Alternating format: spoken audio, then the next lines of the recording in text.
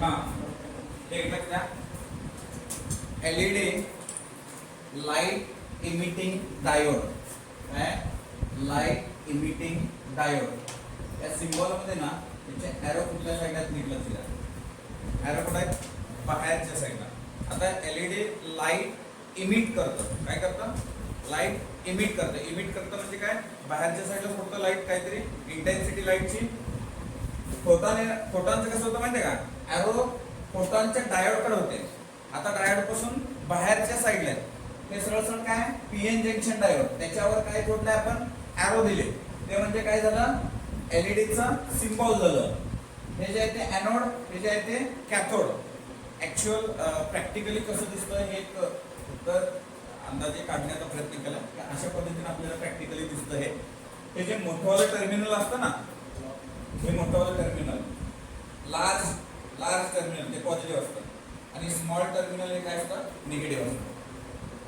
ते LED forward bias मध्ये use करायचं कसं जोडायचं फॉरवर्ड बायस मध्ये रिव्हर्स बायस मध्ये जर तुम्ही जोडलं तर हे ब्रेक होईल काय होईल ब्रेक होईल जास्तीत जास्त 5 व्होल्टेज पर्यंत ब्रेक नाही होणार -5 व्होल्टेज पण त्याच्यानंतर हे काय होईल ब्रेक होईल बरं त्याच्यापेक्षा पॉझिटिव्ह पण दिलं तरी पण म्हणजे जास्त लार्ज व्होल्टेजवर चालणार नाही ते काय असतं लो व्होल्टेजवर चालणार आहे ते काय लो व्होल्टेजवर हे आपल्याला वर्किंग करणार आहे एकदम याची कॉस्ट एकदम चीप आहे कमी आहे ओके इझिली पोर्टेबल होऊ शकतं सहजरित्या आपण शिफ्टिंग करू शकतो कुठं वापरतो ॲडव्हर्टायझिंग बोर्ड आता सध्याचे आले बघा सगळे एलईडी बेस आले बाईकचं इंडिकेटर ब्रेकसाठी चार्जर मध्ये इंडिकेट करण्यासाठी मोबाईल ऑन ऑफच्या त्याच्यामध्ये इंडिकेट करण्यासाठी बरेच डोमेस्टिकल यूज साठी आपण यूज करतो ट्रॅफिक सिग्नल साठी स्ट्रीट लाईट साठी या सगळ्या गोष्टी आपण कुठं वापरतो त्या एलईडीचा जास्तीत जास्त आपण यूज करतो एवढं तुम्हाला समजलं का बघा ओके सो सगळ्यात महत्त्वाचं एलईडीचं कन्स्ट्रक्शन काय एक तर एकदम सोपा कन्सेप्ट आहे काही याच्यात कुठलाही पार्ट कॉम्प्लिकेटेड नाही काय बघा ह्याच्यामध्ये ना हे निगेटिव्ह टाईपचं हेवीली डोप असतं देन द पी टाईप मी काय शब्द काय वापरला बघा निगेटिव्ह मध्ये पी टाईप पेक्षा हेवीली डोपिंग असतं डोपिंग जास्त होतं हेवीली डोपिंग होतं आता डोपिंग म्हणजे काय तुम्हाला मी ऑलरेडी सांगितलं डोपिंग म्हणजे काय adding the impurities extra adding the impurities आता इथे निगेटिव्ह असेल तर निगेटिव्ह ऍड करायचं पॉझिटिव्ह असेल तर पॉझिटिव्ह ऍड करायचं हे सेंटरला काय जंक्शन इथे काय डिप्लेशन लेअर हे काय ट्रान्सपरंट विंडो इथे काय आहे ट्रान्सपरंट विंडो हे जसं की ही जी साइड आहे ती ट्रान्सपरंट आहे आणि ह्या ट्रान्सपरंट विंडो मध्ये एक लक्षात ठेवा हे रिअब्सॉर्प्शन करत नसतं म्हणजे काय रिअब्सॉर्प्शन म्हणजे हे ट्रान्समिट केलंय ते ट्रान्समिट केलेलं परत त्याला ऍब्सॉर्ब हे सिस्टीम नसते ते फॉरवर्डला काय करतं फक्त इमिट करतं त्याच्यामुळे ही गोष्ट लक्षात ठेवा याच्यामध्ये कसं जोडलंय बघा पॉझिटिव्ह रिजनला पी टाईपचं battery terminal positive battery terminal negative रिजनला एन म्हणजे निगेटिव्ह बॅटरी टर्मिनल हे जोडल्यानंतर हे डायोड कसा आहे फॉरवर्ड बायस मध्ये ज्यावेळेस डायोड फॉरवर्ड बायस मध्ये असतो त्यावेळेस इलेक्ट्रॉन होल पेअरिंग साठी रिकॉम्बिनेशन साठी सेंटरला येतात जंक्शन कडे येतात आणि ज्यावेळेस हे रिकॉम्बिनेशन होतं त्यावेळेस हे लाईटच्या फॉर्मॅट मध्ये एनर्जी इमिट करतं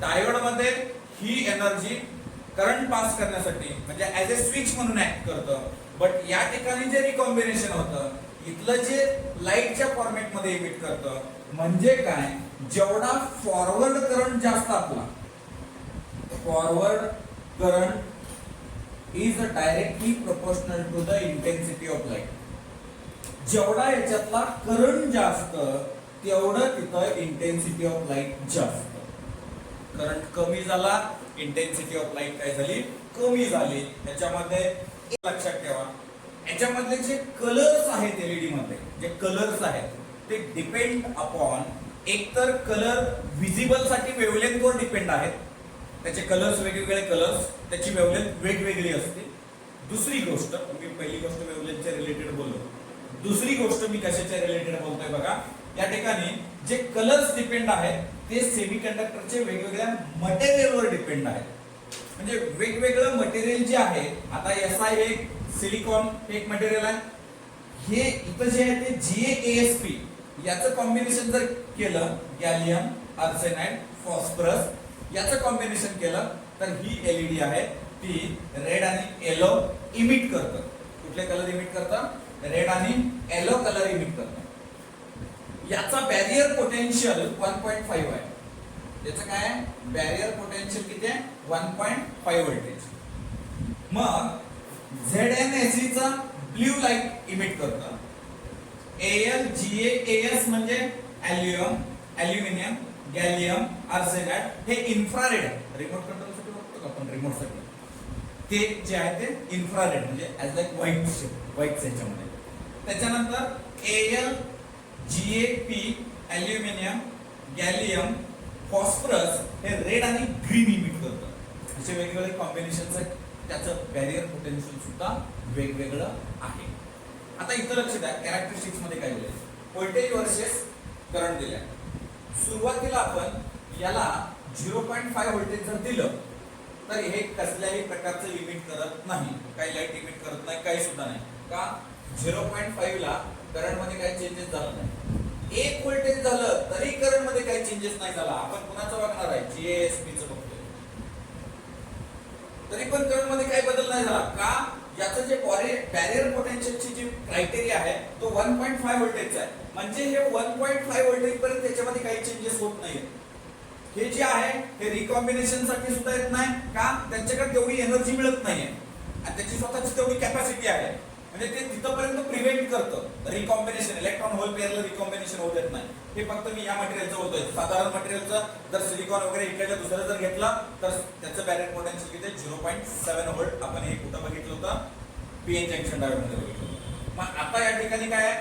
इथं जे आहे हे पॉझिटिव्ह ऍड होत जातात, याच्यात निगेटिव्ह ऍड होत जातात. मग हे रिकॉम्बिनेशनला इथं येतात. रिकॉम्बिनेशन झाल्यानंतर जी लाईट इमिट होते म्हणजे त्याच्यातला करंट हा सडनली इन्क्रीज होतो. कधी 1.5 व्होल्टेज जर इनपुट क्रॉस झालं तर याच्यामध्ये करंट सडनली इन्क्रीज होतो. म्हणजे इलेक्ट्रॉन होल पेअरिंग व्हायला चालू होतं आणि इलेक्ट्रॉन होल पेअरिंग जेवढं होईल तेवढं लाईट करंट प्रोड्यूस होईल आणि तेवढा करंट हे काय होईल? Light in the format of light मध्ये इमिशन करेल, इमिट करेल. हे झालं त्याचं कॅरेक्टरिस्टिक्स. हे झालं त्याचे वेगवेगळे कॉम्बिनेशन्स ऑफ मटेरियल. हे झालं त्याचा कलर. हा झाला forward current is directly proportional to the intensity of light.